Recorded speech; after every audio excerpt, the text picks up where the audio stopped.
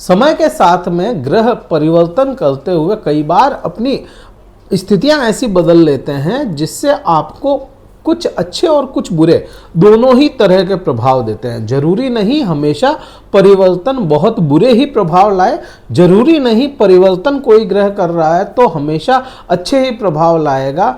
कुछ ग्रह ऐसे होते हैं जो अच्छा और बुरा सिक्के के दोनों ही पहलू अपने साथ में लेकर के चलते हैं, और वो ग्रह होते हैं शनिदेव। शनिदेव परिवर्तन कर रहे हैं 29 मार्च 2025 को, और यही परिवर्तन आपके ठीक 7:30 का मध्य चरण शुरू कर देगा। नमस्कार मित्रों, मैं भानु प्रकाश शर्मा एस्ट्रो भानु शर्मा चैनल में आपका हार्दिक अभिनंदन करता हूं। बात मीन राशि की कर रहे हैं। मीन राशि पे यह जो शनिदेव का परिवर्तन हो रहा है, यह क्या प्रभाव लाने वाला है।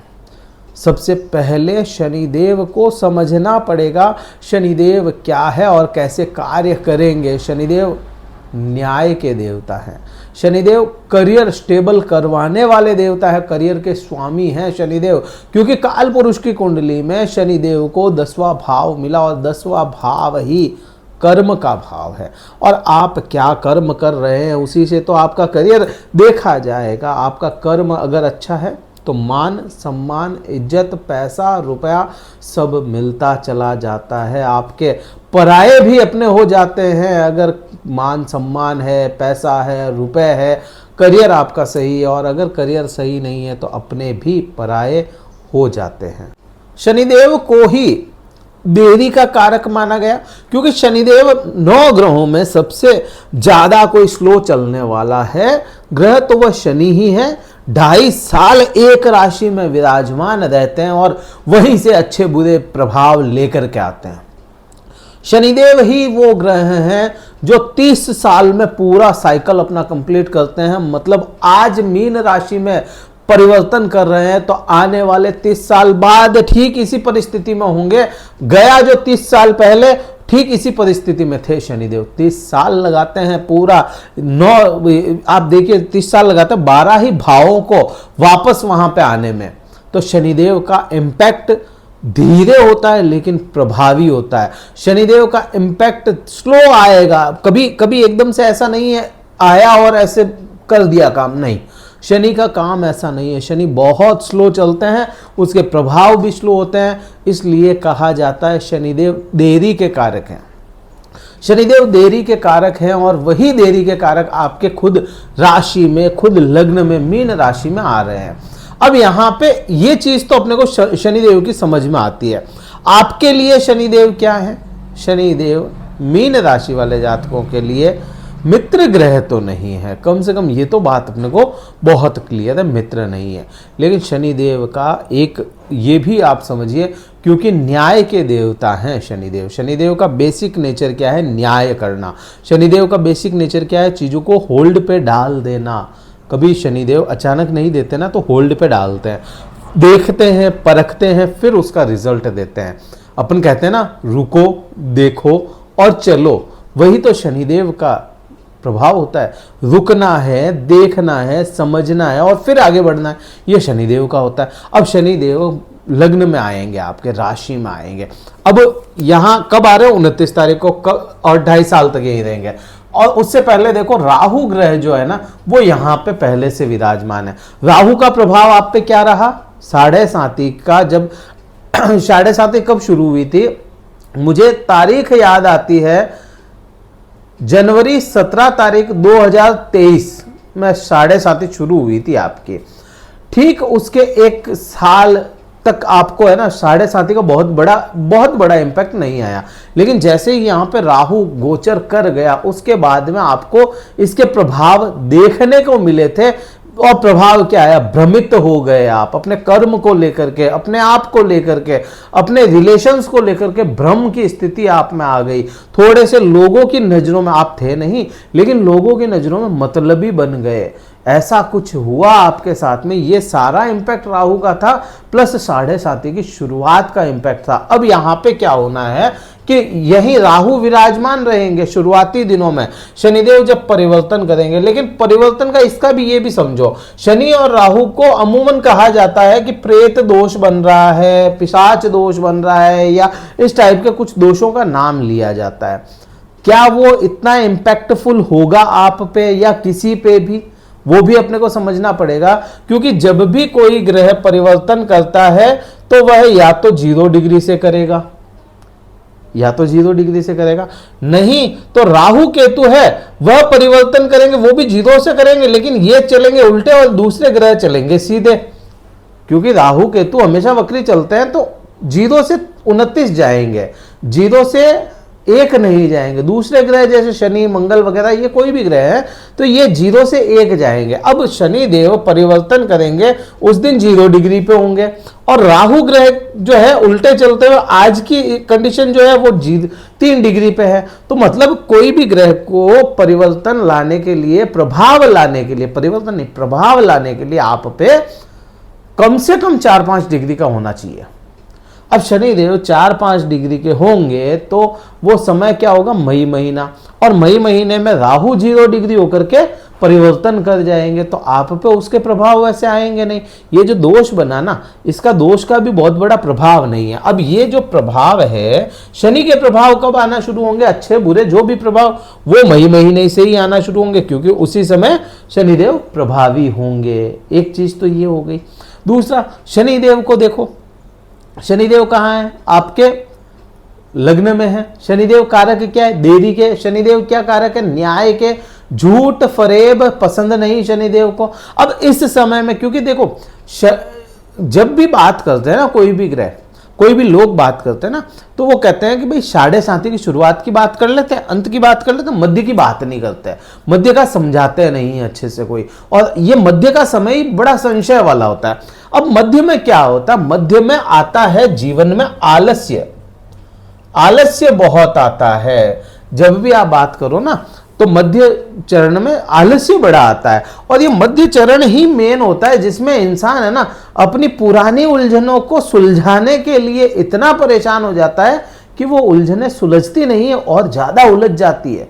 बस यही यहाँ पे 7.5 का सारी यही है मध्य चरण का, कि अपनी उलझने सुलझाने के चक्कर में और उलझा लेता है आदमी, आलस्य पकड़ लेता है। क्योंकि शनिदेव स्लो है, तो आपके जब राशि में या लग्न में आएंगे तो आपको भी स्लो कर देंगे। अब ये स्लो होने की वजह से ही आपको प्रॉब्लम ज्यादा देखने को मिलती है। क्यों? क्योंकि शनि की जो दृष्टियां हैं वो भी बड़ी काम करती है। अब शनि की जो दृष्टि है, तीसरी दृष्टि जो होगी वो आपके तीसरे भाव पे जाएगी।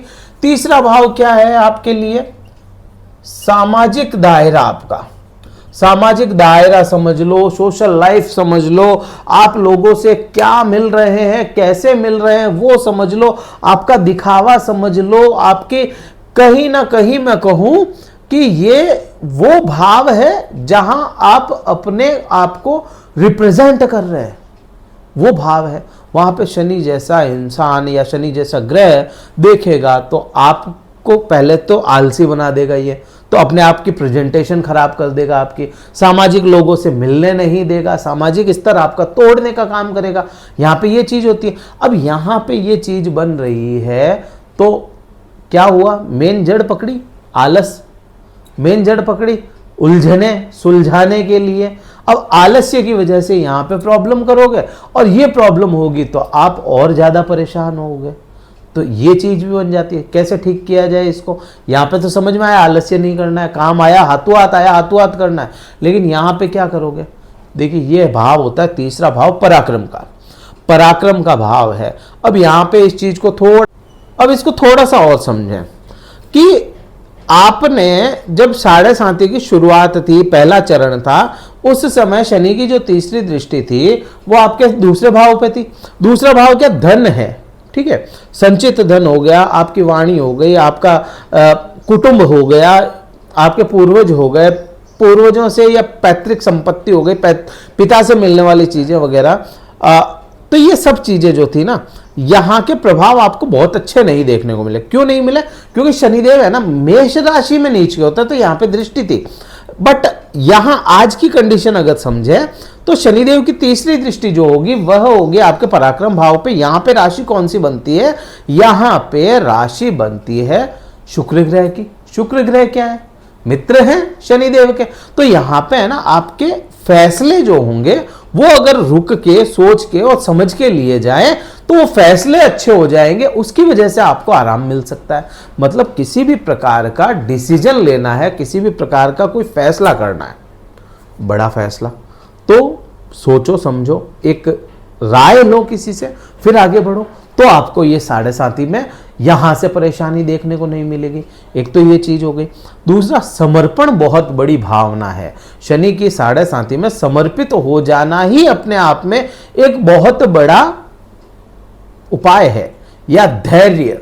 शनि जो है 7.5 में आप देखोगे अभी मध्य चरण चल रहा है, आने वाले जो 5 साल और बचे हैं वो जब भोग लोगे आप, तो अपने आप में देखोगे कि आप धैर्यवान हो गए, धैर्य रखना सीख लिया आपने, और शनि आपको धैर्य ही सिखाता है। तो यहाँ पे चीज वही बनती है, धैर्य रखना। तो यहाँ पे आप अपने धैर्य से सोच के समझ के अपने पराक्रम को अर्जित करें, फैसले लें, तो यहाँ पे चीजें ठीक होती चली जाएगी। अब यहाँ से बात करें, शनिदेव की 7वीं दृष्टि जो है वह चली जाएगी आपके 7वें भाव पे।